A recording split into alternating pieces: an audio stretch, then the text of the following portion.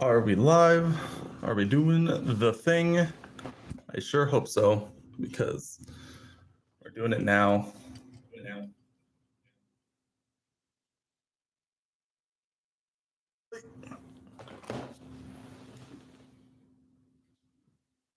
Okay, let me do the tweet.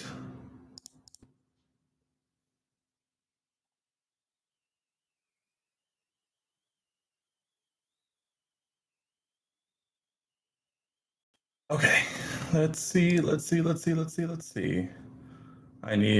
I was doing a tweet. I'm already distracted. I've been going for 45 seconds and I already got distracted. That's where we're at today.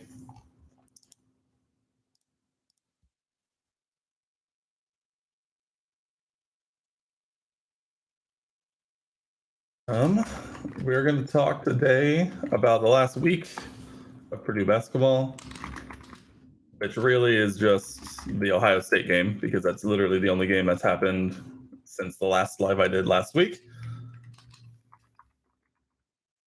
And then we can look ahead to Indiana tomorrow. I guess we can also touch on the Illinois Northwestern game that came up last night, as I think we all had a bit of a vested interest in that one. But welcome to this week's episode of the Runaway Train Sports Podcast. We're going to chat about the last week in Purdue basketball, which, like I mentioned, is really just the Ohio State game. And then we will also take a look ahead at Indiana on Saturday. Purdue only had one game since the last live we did last Friday, in which we welcomed the Ohio State, a very much struggling Ohio State Buckeyes, into the not so friendly confines of Mackey Arena, and walked out with an 82-55 win over the Buckeyes in a game that I think every Purdue fan, as well as every probably Purdue player, at least a little bit in the back of their minds, needed more than we could have hoped for after going, losing 3 of 4 going into this matchup. I think getting back home, getting a very good dominant win in there, kind of lift everyone's spirits. I tweeted it after the game happened, but it's amazing what winning can do for the mental aspects of college sports. And so getting a dominant win in which we actually got to see Zach Edey sit for probably about the last 10 minutes or so of the game, and honestly Purdue extended the lead in that stretch. I think it's something that we all seriously needed, and no one is going to take that away from us per se. But let's take a look at some of the numbers. Zach Edey led the way, like he usually is wont to do, finishing with 26 points, 11 rebounds, 3 blocks, and 0 personal fouls. I think also is another big one. I think we're all happy to see Zach finish with no personal fouls, but a very relatively quiet-ish night from Zach. 26 and 11, 3 blocks. His first half obviously was a bit more dominant than the second, considering he only got a handful of run there in the second half. Elsewhere for the Boilers, Trey Kaufman-Renn is the only other Boilermaker to finish in double digits in terms of points, finishing with 11 points, 3 rebounds, an assist, a steal, and 1 personal foul on his and Trey Kaufman are getting a beautiful 14-minute stint there, going 3 from 4 from the field, 5 of 6 from the free throw line. I don't think we could have asked for much more out of TKR, having a very, very good game, getting some extended run with Zach, like I said, getting to sit a majority of the second half. Looking around elsewhere, David Jenkins Jr. goes 2 of 4 from 3, 3 of 3 from the line, finishes with 9 points. Brandon Newman gets on the board with 8 points, a couple of rebounds, couple of assists, couple of steals, kind of a little bit of everything from Brandon Newman. We absolutely love to see that one.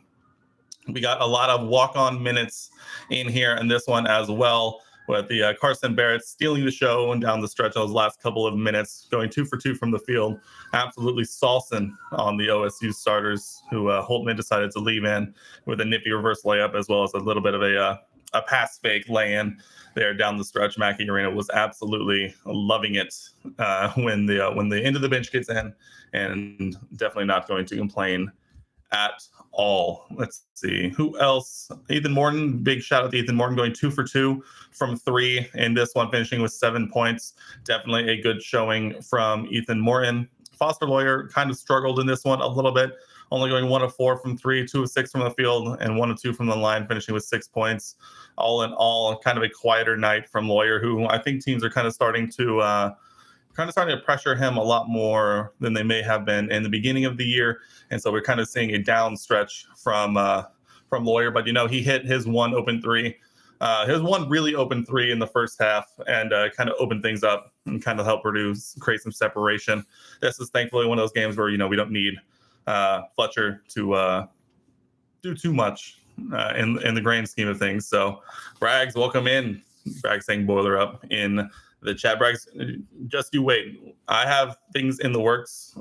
You can tell that I have things in the works because my camera's not even centered right now. But we're going to be upgrading. I'm already looking at it. Also, ignore the giant pile. For the audio listeners, I apologize. I'm gesturing to my background where I have a giant pile of Purdue gear in which we discovered that this wall is not very conducive to hanging things. And so I had a whole plan, and we're rethinking a lot of this. Lucas Musk is in the chat saying he'll be in Mackey tomorrow. Boiler up. Lucas, I am so jealous. So I don't think do we even really need to touch on Ohio State? Ohio State is struggling mightily. Since Purdue played Ohio State, they lost to Penn State at home, and they are just having an absolute nightmare scenario season. Really, just once they hit Big Ten play, they kind of really just fell off of a cliff. And so I don't know if there's really much more we need to really say about Indiana, where I want to go next, about Ohio State. But let's take a look ahead. Let's get on what everyone wants to talk about. Let's talk about tomorrow night, Mackey Arena, the place to be in college basketball, unless you're College Game Day, in which you decide to completely ignore Big Ten country and they're heading out west for St. Mary's Gonzaga, which, don't get me wrong, will be a fun one. But man, tomorrow night, Mackey Arena is going to be absolutely wild for, I think, all day. I don't know if I'm trying to remember when the game was in 2017. And honestly, I might be able to find it if I'm going to do a little bit of live Googling. 2017. Because I'm trying to remember when that game was. Because if that game was in the evening, I cannot remember. Let's see. This is Purdue. This is Purdue at Indiana. I need the other game. That is football. Come on. Don't do this to me. That's November. You're doing it to me again. That's football. You're really going to do this to me, aren't you? They are. That's too bad. I'm trying to remember what time. It doesn't really matter. At the end of the day, it doesn't really matter. But I'm trying to remember because tomorrow's an evening game, obviously. 6:30 p.m. Central tip, 7:30 Eastern tip. I mean, tomorrow is there's going to be there's certain days around Purdue basketball where all of West Lafayette is just in a buzz from start to finish, and tomorrow is definitely going to be one of those days. I feel like I'm going to be able to feel the energy from here all the way down here in Texas. There's just an energy around the campus, and as soon as you hit probably 2 o'clock, that's when it's really going to start to ramp up. And then basically once they open the doors for the paint crew to get in, and then GA starts getting in and people start filtering in, that place is going to be so electric. In 2017, I mentioned this on Twitter earlier. In 2017, I slept on some cold, hard concrete overnight to get front row seats for the 2017 matchup against Indiana, the last time Purdue clinched the title at home. And that day was beyond words. I didn't know if there would ever be a day to top it. But this one already has a different kind of feel to it than that one ever could. And the only explanation really is, even that year, I mean, Indiana was really struggling, obviously, in that era of the Archie Miller era of Indiana basketball, but this is just a lot different. Obviously, Indiana has been able to pick off Purdue a couple of times over the last couple of years, obviously both coming at home. And I know we're all being very spoiled when we get to talk about how, Purdue losing 2 in a row at Assembly Hall is kind of disappointing when, when you win 10 in a row before that, including basically an entire class of being not beating Purdue at home at Assembly Hall. I think we're all a little spoiled, and we all need to recognize that. But at the same time, I think tomorrow it has definite revenge arc. I think hopefully everyone, if you have some wood around you, go ahead, knock on that wood. Hopefully we get some decent officials, a lot more akin to the Ohio State game rather than the Northwestern game or the Maryland game, because if that's the case, I think Mackey Arena will be unstoppable tomorrow, and that's probably putting it pretty likely that it's going to be. I'm running out of words just because the emotion that I'm imagining in my head is just absolutely jumbling my brain for words. But looking at some of the numbers for tomorrow, obviously Indiana used a wonderful first half. The last time out to hand to Purdue their, what was it at that point? It was their second conference loss, and a little disappointing the way that game started just because of the way it finished.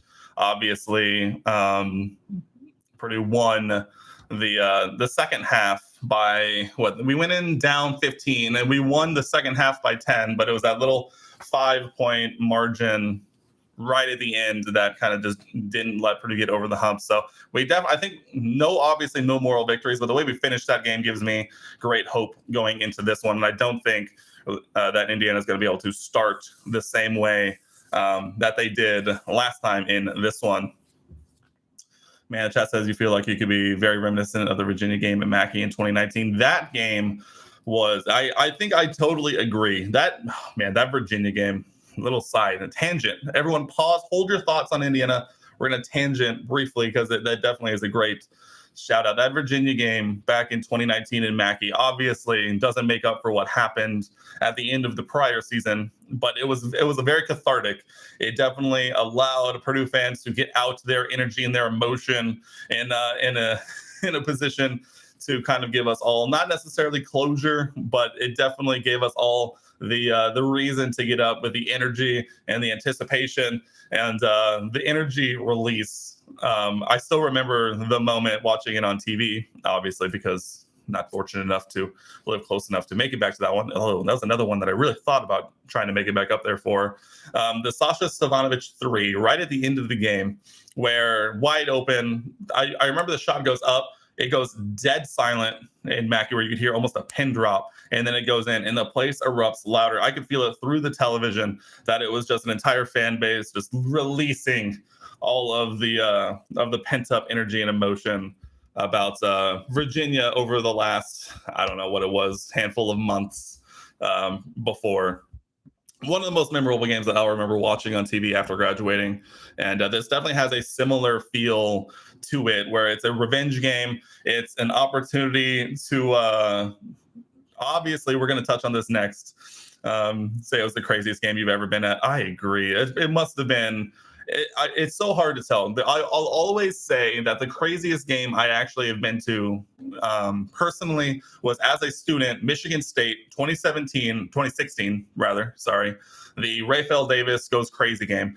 That game will always stick in my mind as one of the most insane basketball games that I've been to inside of Mackey Arena. That first half, I mean, there were a couple of times in the first half with Raphael going just completely off, where I felt like I was almost going to pass out just from the amount of yelling and cheering that was going on, both coming out of me and everyone around. That was a crazy game. These games just always seem to happen in Mackey, and I'm hoping that we'll get another one tomorrow. But let's set the stage for the game tomorrow. Obviously, while we don't condone actively cheering for other Big Ten teams on this channel and on this particular Twitter page, we definitely all seem to have eyes on a particular game last night as Northwestern traveled to Illinois in a game that would potentially, should they fall to the Illini, give Purdue the opportunity to clinch at least a share of the Big Ten regular season title tomorrow against Indiana. And I tell you what, I don't know if I'd ever been more disappointed, actively disappointed in another Big Ten team than I was at halftime last night, which is, I think, where I tweeted, this is why we don't actively root for other Big Ten teams, because when you actively root for other Big Ten teams to do stuff and then you don't, well, then you're just mad about another Big Ten team, when in reality, we're realistically cheering for the number 5 team in the country and the eventual conference champions. And so why be mad about Illinois when we can just be happy with Purdue? But that said, while we were extremely disappointed in Illinois, I think we can all agree that they definitely turned it around in the second half, obviously, and ended up coming away with, I believe it was a 4-point win over Northwestern, which I think everyone could feel it as that clock hit 0. The energy in the universe shifted forward, and everyone around the country that has ties to Purdue could feel the energy just start to concentrate. Everyone could now realize exactly what could happen tomorrow, and everyone knows that even though if Northwestern did end up coming out on top at Illinois, tomorrow still would have been insane. Revenge game, revenge tour. Obviously, welcoming Indiana to Mackey is always going to yield a fantastic environment, especially this one, which was going to be the first ranked matchup between Indiana and Purdue at Purdue since the 90s. I want to say it had been a very long time since both teams have been good enough to be ranked playing at Mackey Arena. The last ranked matchup in general was at Indiana in 2017, where Purdue ended up losing, or 2016. Was it 2016 or 17? Oh, it was the 2016-17 season. It was in the second half. It was in February, I think. I looked this up a while ago. Doesn't matter. It was going to be crazy. But as soon as Northwestern goes down, Purdue's magic number hits 1.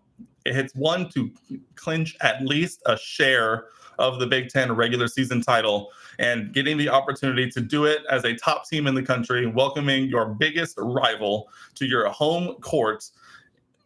There's nothing like it. I mean, immediately I could tell, even in that moment, that 2017 had nothing on this. This is going to be one of the most memorable games in Mackey Arena that I think any of us will remember for a very long time, or at least in a long time. And if Purdue manages to pull it out, they will clinch at least a share, with the opportunity to go to Wisconsin or at home in the finale against Illinois to clinch the outright standings. Or if Northwestern were to drop another game, they would clinch the outright as well. And I think actually that likelihood may not be so unlikely anyway, because Northwestern's next game is at Maryland on, Sunday. So if Purdue were to win against Indiana tomorrow, they could turn around and watch Northwestern lose at Maryland, in which they would claim the outright title when they're not even on the court, which I'm still trying to decide if that's a little anticlimactic. I feel like I'd much rather Purdue close it out themselves, but if it comes to it, we can win the league still by multiple games, and I think we all welcome that pretty mightily.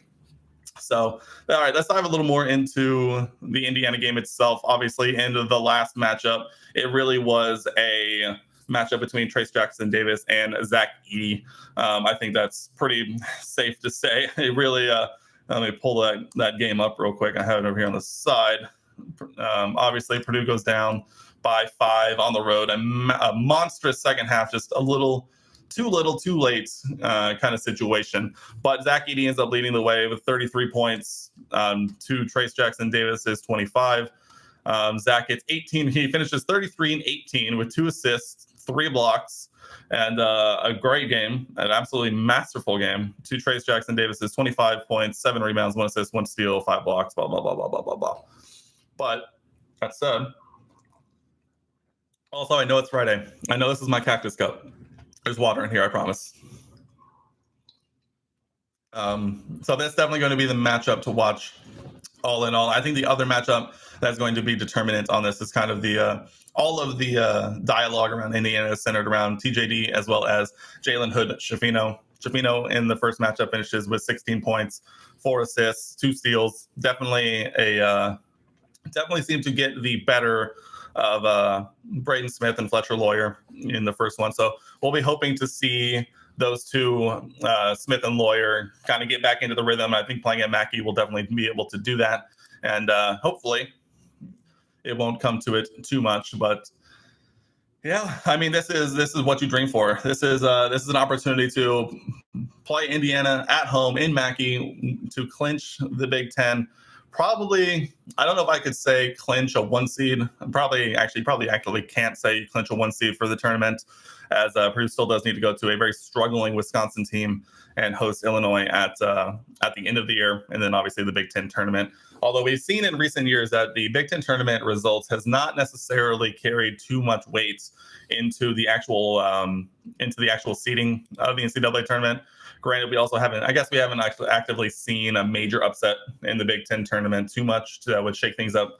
But it always seems like by the time the Big Ten tournament finishes, the selection committee has kind of finished up their seeding. And realistically, if we take care of business these last 3 games, we'll wrap up a 1 seed. And you never know, the likes of Alabama or Kansas or Houston could potentially slip up. Obviously, Houston's probably not as much of a threat to slip up because they do play in a pretty garbage conference. But I think these are the games that really solidify your position, and we're looking forward to it. I think I saw Ken Palm has Purdue as an 8-point favorite. I think the betting line I've seen has Purdue by about 4.5. It's definitely going to be a hard-fought one, and if Purdue can get out early and kind of exactly do the exact same thing that Indiana was able to do to Purdue in the first half of the first matchup, if Purdue can get on Indiana early and often and kind of just never let up, I think it'll be a great thing. But if as we've seen in games like Rutgers and Northwestern, but if you just let teams hang around, things get weird, and sometimes bad things happen. But really, I mean, this is, like I said, this is what you dream for. Tickets are absolutely wild. I think I looked this up the other day. I want to see if anything has changed since I looked it up earlier this week. Now that the conference is now up for grabs on this night tomorrow. Let's see, men's basketball, looking at Ticketmaster, it's usually the one I look for the most. Here we go, see tickets. There was that funny where that couple of tickets going, someone was trying to sell them for like $48,000 a piece or something like that. Good luck with that. But it looks like, at least according to StubHub, the most expensive tickets are going for about $1,200 each before fees and all of that stuff. But going to be a crazy game. Randy in chat says Morton needs to guard Jalen Hood-Schifino. It's hard, right? It's always hard to figure out exactly who we want Morton on. Who did he guard the first time around? I cannot remember, which is not surprising. I've kind of blocked that memory out from my brain already. I feel like, what was it? Galloway? It wasn't Galloway. It might have been, no, Lawyer was on Cop. Morton was on, had to have been Galloway, and then leaving Braden on Jalen Hood-Schifino, if I had to guess. So it'd be Zach on TJD, Lawyer on Cop, Mason or Caleb, whoever started on Race, Braden on Hood-Schifino, and then Morton on Galloway. I think the thing you run into, actually, that may not be the worst thing in the world. I think the problem that you run into is if Morton gets in foul trouble. He definitely provides a spark on defense to this team. That's what we saw against Northwestern, where Morton gets in foul trouble and all of a sudden his effectiveness on defense kind of plummets off a cliff. I don't know if we necessarily need Morton to guard Jalen Hood-Schifino. Now, obviously, if Jalen Hood-Schifino starts absolutely going off, I think Matt Painter's smart enough to make that switch and put Morton on him to try and slow him down as much as possible. But I think in terms of guarding Indiana, I don't know if it's really changed too much to how the strategy went around the first time. I think we just need to execute a little better on defense, and I think being in Mackey will definitely help that. I think Braden is good enough to guard Jalen Hood-Schifino, and I think helping off of Galloway by Morton is definitely not going to be the most it may not be the most successful strategy, but at the same time, I think just having Morton on the floor for longer, or maybe it could be just as simple as maybe Morton doesn't start on Jalen Hood-Schifino, and maybe you try and take away, maybe use Morton to try and take away Galloway, preferably Galloway, because it feels like Galloway is always that guy who's going to randomly give them a bit of a spark. And so if you ask Braden Smith to do good enough on Hood-Schifino, take away Galloway, and then have Lawyer guard Kopp, and then First or Gillis take away Race Thompson as much as possible, then you're really putting the pressure on Trayce Jackson-Davis and Jalen Hood-Schifino to produce at a very, very high level. We saw it when they played at Michigan. Was that Michigan or was it Michigan? No, it was Michigan State. Their Michigan game was a whole other thing. Maybe should have touched on that when that happened. That was a crazy game to watch. At Michigan State, where basically they were Trayce Jackson-Davis was asked to do way too much, and same with Hood-Schifino, where basically they were almost their entire offense, and you could tell by the end that they were absolutely gassed.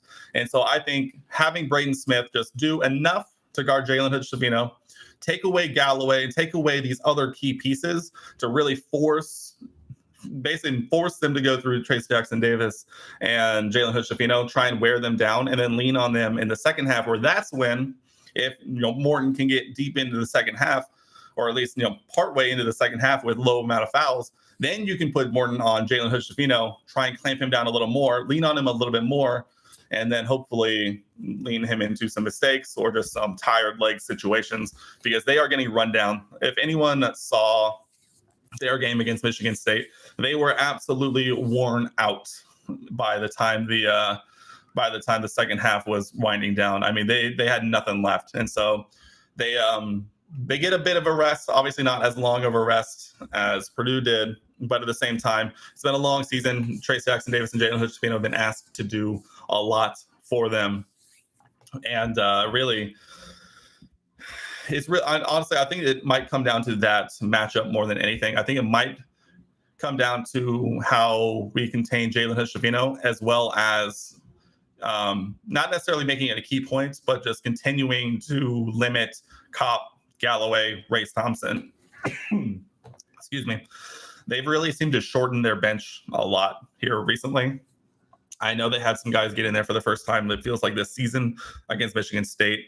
But realistically, I think this is going to be just limiting the involvement of the role players and try and put all of the pressure on Trayce Jackson-Davis and Jalen Hood-Schifino. That might just be exactly what it comes down to. I think Purdue has more than enough.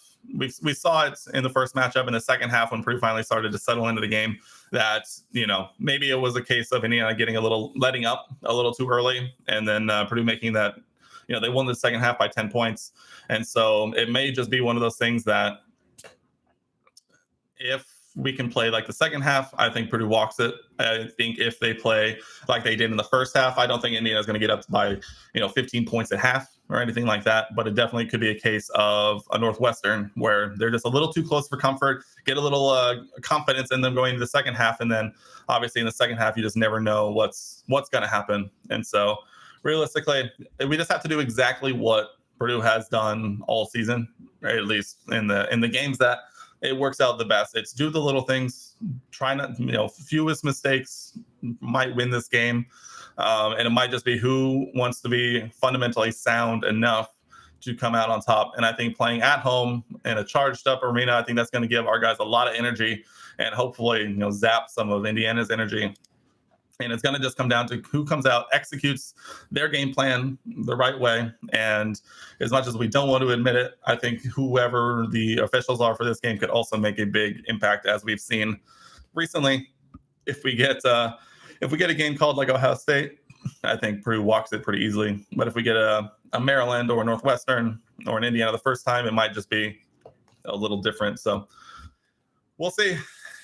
And a night game, absolutely, yeah. Tomorrow. If I said this on Twitter, I made this joke, but if anyone leaves Mackey Arena tomorrow with intact vocal cords, they'll have to answer to me directly, because you'll have all day to get so amped up for this game that I don't see how anyone could possibly make it all the way through tomorrow without almost severely impairing themselves for the rest of the weekend and potentially going into the beginning of the next week. These are the kinds of games that you dream for. And for a program like Purdue, which has had 50 however many sellouts in a row, it's going to be packed. It was obviously already going to be packed, but you get a wound up, fired up paint crew, Mackey Arena crowd. The energy is going to be palpable from here. I wouldn't be surprised if I'll feel it from here. And if Purdue gets on one of those runs and just uncorks the crowd there in Mackey, I think it's going to be an absolutely fantastic experience for all involved. And man, it's going to be fun. It's going to be so much fun as long as things go like it should. But I think that's pretty much everything I had planned. If anyone in the chat has anything else they want to cover before we wrap this thing up, that's pretty much all I had. It was a relatively quiet week for Purdue basketball. Obviously, we get a nice long week off, but realistically, I think it's just going to come down to this. We'll either be celebrating tomorrow night or we'll all feel a little bit worse for wear coming out of it. But I don't see a situation in which Purdue doesn't put themselves in a fantastic position to pull this one out. And realistically, I think we'll all be pretty happy celebrating a potential championship tomorrow night. Something not many would have called for at the beginning of the year, but at the same time, Purdue's proven all season long that we're putting ourselves in a position to succeed, doing the little things right, playing for each other, playing for the university over an individual. And at the end of the day, in a 20-game league slog, sometimes that's exactly what it takes to come out on top. And so, yeah, I think that'll wrap it up here. Let's do it. Let's go out. Let's beat the Hoosiers. Let's get a Big Ten championship banner in the rafters. Number 25 is kind of come to West Lafayette. Oh, do we want to give official predictions now? I think we're going to wait till tomorrow. We'll wait till tomorrow on Twitter. But I have Purdue winning. We'll say that. I don't think anyone's too surprised by that. But I think that'll wrap it up for here. Thanks to everyone who stopped by. We'll do this again next week. We'll talk about the results of this game as well as the games from next week. But for now, I appreciate everyone who came and hung out. And as always, boiler up, hammer down, hail Purdue.